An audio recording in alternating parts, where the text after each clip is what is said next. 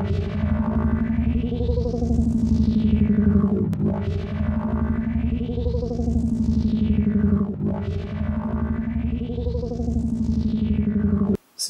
ARK prekyba pristato Prestigio Multipad 4 Ultimate planšetinį kompiuterį, kurio įstrižainė yra 8 coliai. Na, o ekrano santykis yra 4:3, raiška 1024 taškai su 768, tai be abejo yra HD ekranas ir turintis IPS technologiją. Jos dėka mes viską matome daug ryškiau ir iš įvairių kampų. Ir be abejo tikroviškesnės, ryškesnės spalvos. Šaunu tai, kad šis planšetinis kompiuteris turi netgi 4 branduolių ARM procesorių, kuris yra pagamintas Cortex A7 pagrindu. Be abejo, Android operacinė sistema šiame planšetinėme kompiuteryje 4.2 versija. Planšetinis kompiuteris turi GPS įjungtuvą, taigi galėsime įsidiegti navigacinę sistemą. Taip pat puikiai savybė yra ta, kad mes galėsime naudotis 3G ryšiu.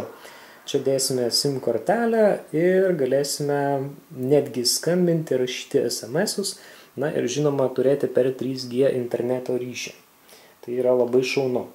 Kita puikiai savybė yra ta, kad mes turime 16 GB vidinę talpą.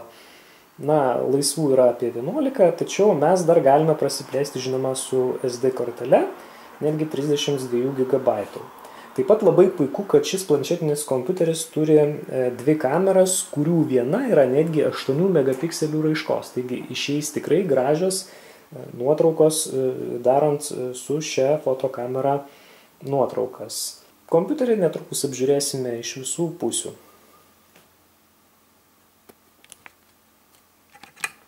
Dėžutėje randame planšetinį kompiuterį įdėtą į dėkliuką, štai labai iš malonių ir kokybiškų medžiagų pagamintą dėkliuką.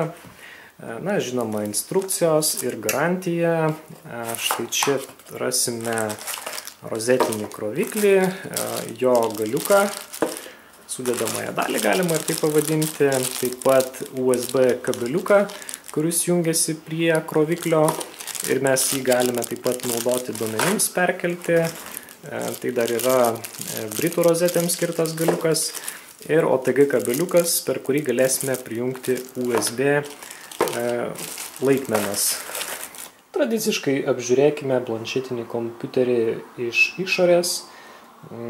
Štai viršuje rasime garsiakalbį, 2 megapikselių vaizdo kamerą. Viename iš šonų yra garsinimo mygtukai ir atrodo mikrofonas. Taip pat čia rasime SIM kortelės lizdą ir šalia yra micro SD kortelės lizdas. Kitoje pusėje garsiakalbis, restartavimo mygtukas, 8 megapikselių kamera, viršuje 3,5 kištukas ausinėms, micro USB ir įjungimo mygtukas. Na, iš kitų pusių daugiau nieko ir nėra.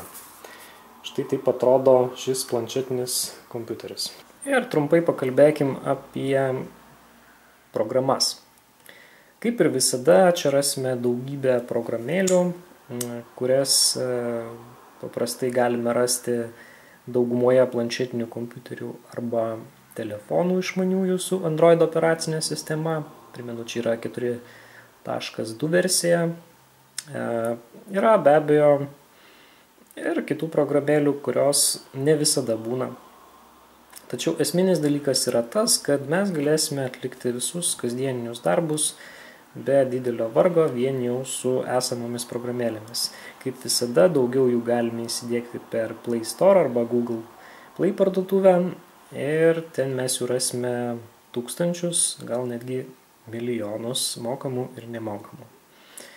Štai yra Office programėlė, su kuria mes galėsime ne tik skaityti dokumentus, bet netgi ir juos kurti. Na, tarkim, štai rašymo dokumentas, štai yra toksai paprastutis, tačiau jau galime iš bėdos kažką tai parašyti ir galbūt skubiai išsiųsti. Be abejo, yra elektroninio pašto programa ir taip toliau.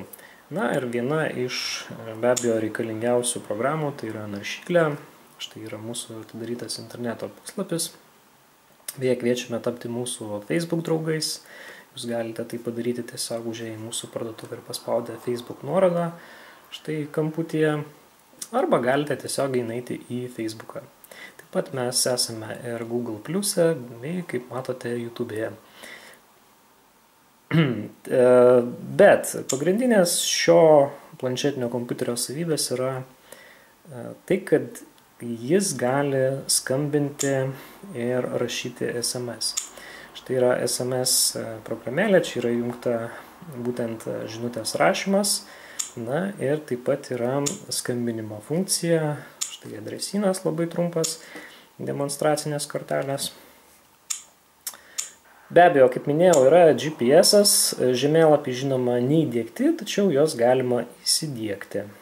Na ir reiktų turbūt pabandyti, kaip šis planšetinis kompiuteris filmuoja ir fotografuoja. Aš įdėsiu tiek nuotraukytę, tiek video, galėsite pasižiūrėti.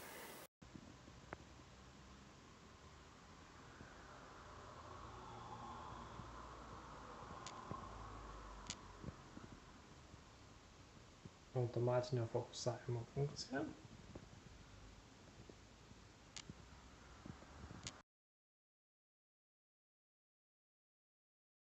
Kviečiame įsigyti šį planšetinį kompiuterį mūsų interneto parduotuvėje.